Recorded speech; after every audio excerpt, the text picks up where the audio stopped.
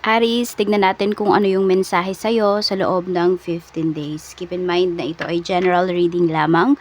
So, hindi po lahat ay makaka-relate. So, be open-minded. Try nyo pong tingnan yung inyong other signs kung feeling ninyo hindi para sa inyo yung mensahe na ito. At kung di pa po kayo naka-subscribe, please subscribe na po kayo and pa-like na din po ng ating video. At sa mga nais pong mag-avail ng ating private readings, ng ating Evil Eye Amulet Necklace, at ng ating QR's Bracelet, makikita nyo po yung link sa description box. Tarot Intentions by Aliana Reyes. Tingnan natin. Energy po, Spirit Guide, overall energy for this 15 days for Aries. We have wants you back. So, may tao dito, no, na nanghihinayang po. This is not your energy. Pero may tao dito na nanghihinayang sa'yo. This person wants come back. We have fake smiles. I don't know kung ikaw ba yung nanghihinayang or ibang tao po ito, no? I mean, ito yung kadil mo, nanghihinayang siya. Sana sayang, sana postpone. Okay. Pwedeng reconciliation ito. Meron ba kayong nilalaban? Ayan po pagdating sa inyong mga anak.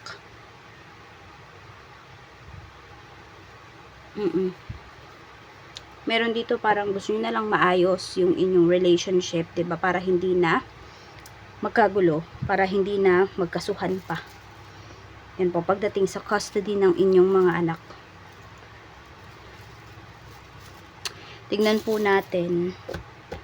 Okay, tingnan natin ano tong wants you back.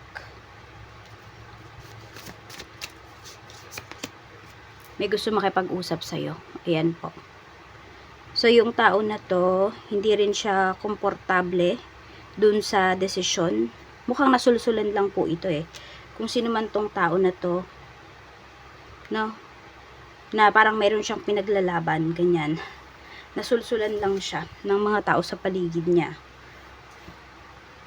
Or could be kung ex mo to at ito nga yung nanay or tatay ng mga anak mo, parang binubuyo lang siya ng kanyang kinakasama ngayon.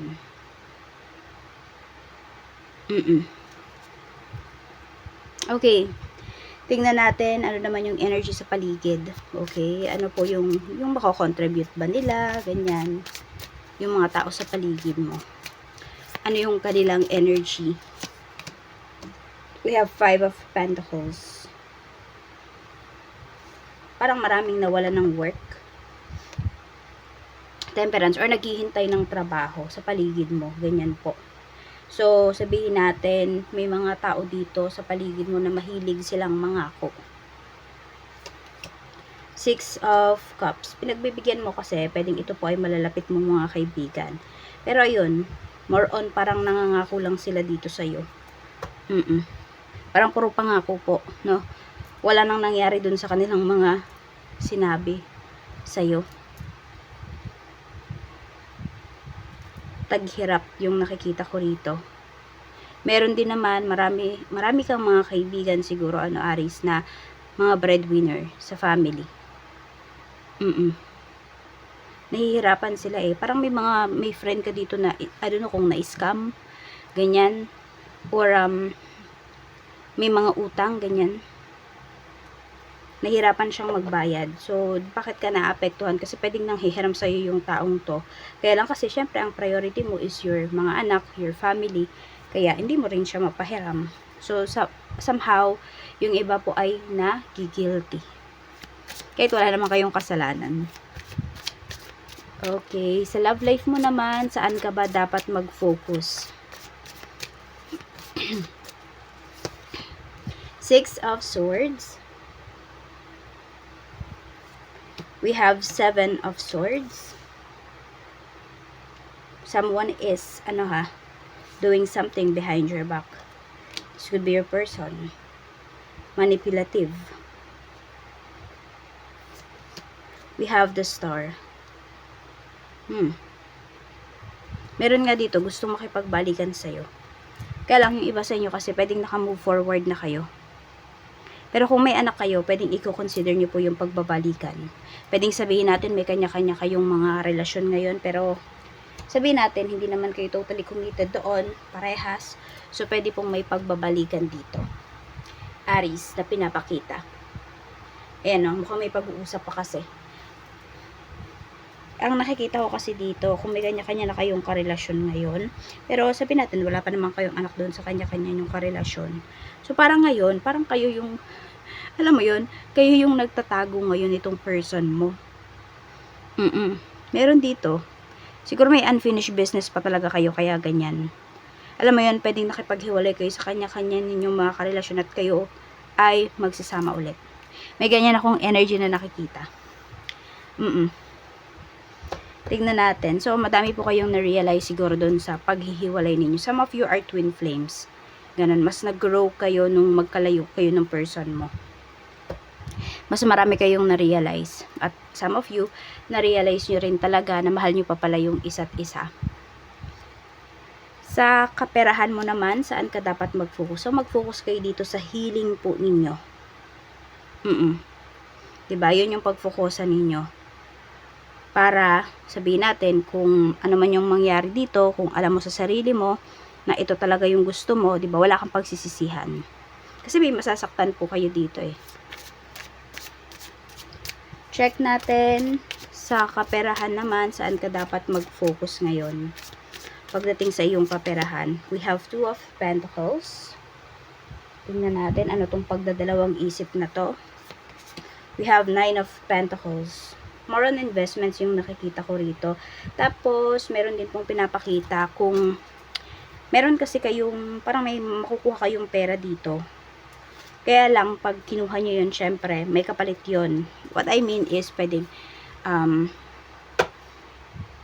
yun, hindi na kayo, syempre, kunwari, matatanggal kayo sa work, ganun. Or magre-retire na yung iba sa inyo pala, ganun. Kaya, nagdadalawang isip kayo. Naisip mo na yes, malaki nga yung pera na yan kapag kinuha mo agad. Pero kung sabihin natin, magpapatuloy ka sa pagtatrabaho mo, Aries, makukuha mo din siya eh. Hindi nga lang biglaan. So, yan po yung pinag-iisipan ninyo. Na kung kukuhanin nyo ba yung pera na yon or hindi. Ingat lang po kayo kasi baka napipilitan lang kayo dun sa desisyon na gagawin po ninyo.